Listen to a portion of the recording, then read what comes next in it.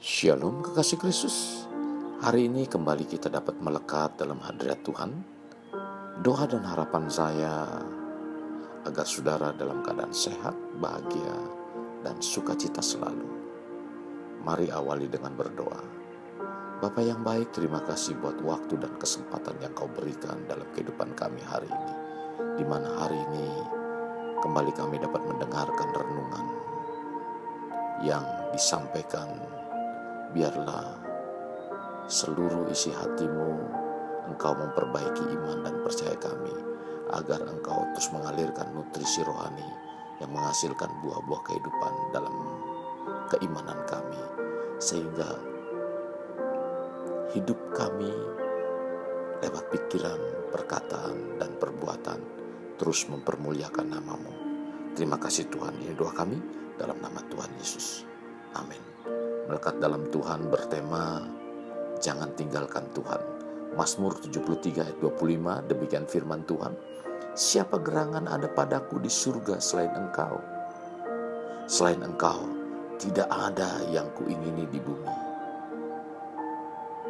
Kasih Kristus, kita dalam mengarungi hidup di dunia ini memang sulit untuk memastikan kelak akan hidup happy tanpa masalah atau mengalami permasalahan, baik secara pribadi maupun keluarga.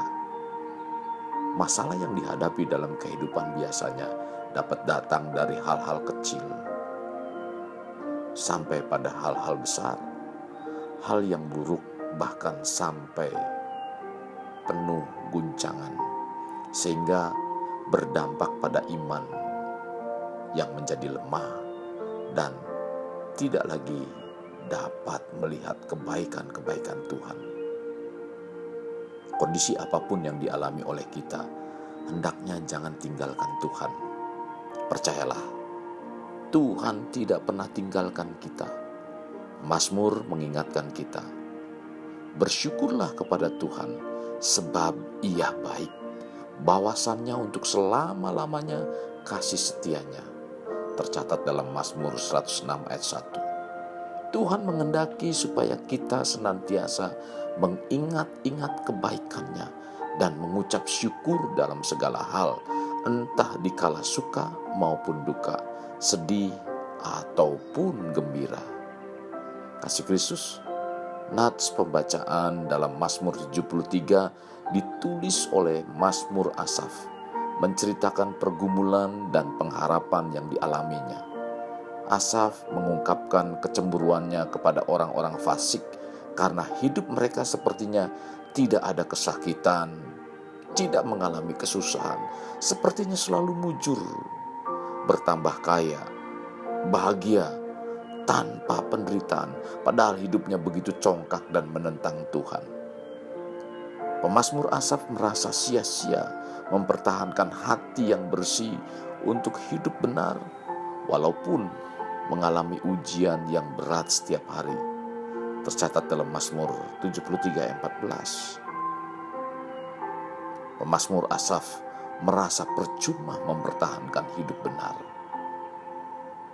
Pergumulan semacam ini mungkin seringkali dialami oleh kita sebagai orang percaya. Bahkan saat ini mungkin sedang dialaminya. Memang hidup penuh dengan pergumulan dan beban yang berat sangat membingungkan, seperti layang-layang putus yang tidak tahu arahnya. Walau keadaan kita sepertinya tidak ada harapan, tetaplah dalam Tuhan dan jangan tinggalkan iman kita dalam Tuhan. Percayalah, Tuhan adalah nakoda kehidupan kita. Dia tahu dan dapat mengatasi sekalipun badai datang mengombang-ambingkan perahu kehidupan kita. Dalam Yakobus 1 ayat 12 mengatakan, berbahagialah orang yang bertahan dalam pencobaan, sebab apabila ia sudah tahan uji, ia akan menerima mahkota kehidupan yang dijanjikan Allah kepada barang siapa yang mengasihi Dia. Kasih Kristus, seberat apapun persoalan hidup dan securam bahkan seterjal apapun jalan hidup kita, jangan tinggalkan Tuhan.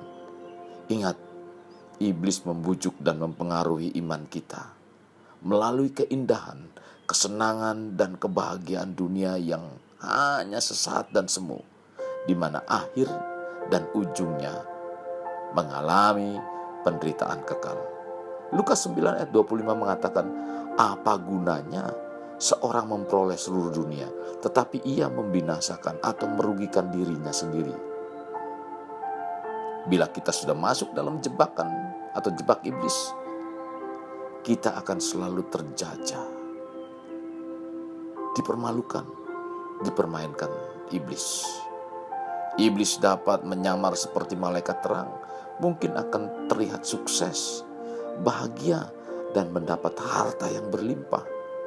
Satu hal yang iblis tidak dapat berikan yaitu damai sejahtera.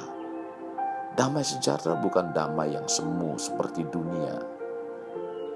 Dalam Yohanes 14 ayat 27 mengatakan, damai sejahtera ku tinggalkan bagimu, damai sejahtera ku berikan kepadamu, dan apa yang kuberikan tidak seperti yang diberikan oleh dunia kepadamu. Janganlah gelisah dan gentar hatimu. Jadi, jangan tinggalkan Tuhan. Tuhan adalah nahkoda kehidupan kita. Mari tetap melekat pada Tuhan, menerima pimpinan dan tuntunan Roh Kudus. Berpeganglah secara teguh terhadap janji-janji firman-Nya, serta melangkah dalam iman. Apapun yang terjadi, janganlah tinggalkan Tuhan. Kasih Kristus, jadikan hidup kita untuk lebih bermakna, dan membangun pribadi bermakna dimulai dari pribadi kita. Mari kita berdoa. Tuhan, terima kasih buat hari ini. Engkau mengajarkan kami lewat kebenaran firman-Mu, agar kami jangan tinggalkan Engkau, agar kami terus melekat di dalam Engkau Tuhan, sehingga apapun yang terjadi Tuhan, kami tetap percaya Tuhan adalah penolong, Tuhan adalah pembela. Terima kasih Tuhan Yesus. Kami mengucap syukur kepadamu Tuhan, karena pencobaan yang kami alami akan mendatangkan kehidupan kami untuk tetap bertahan, sehingga kami menerima mahkota kehidupan.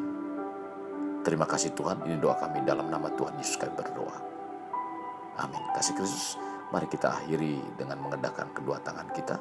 Terimalah anugerah berkat dari Allah Bapa, kasih sayang daripada Yesus Kristus, dan persekutuan dengan Roh Kudus yang mencurahkan berkat secara rohani, berkat secara jasmani, dan berkat secara ekonomi. Di mana berkat Abraham, berkat Ishak, berkat Yakub dicurahkan dan dilimpahkan dari saat sekarang sampai Maranatha tiba, dalam nama Tuhan Yesus. Amin. Sampai jumpa di renungan berikutnya. Tuhan Yesus memberkati.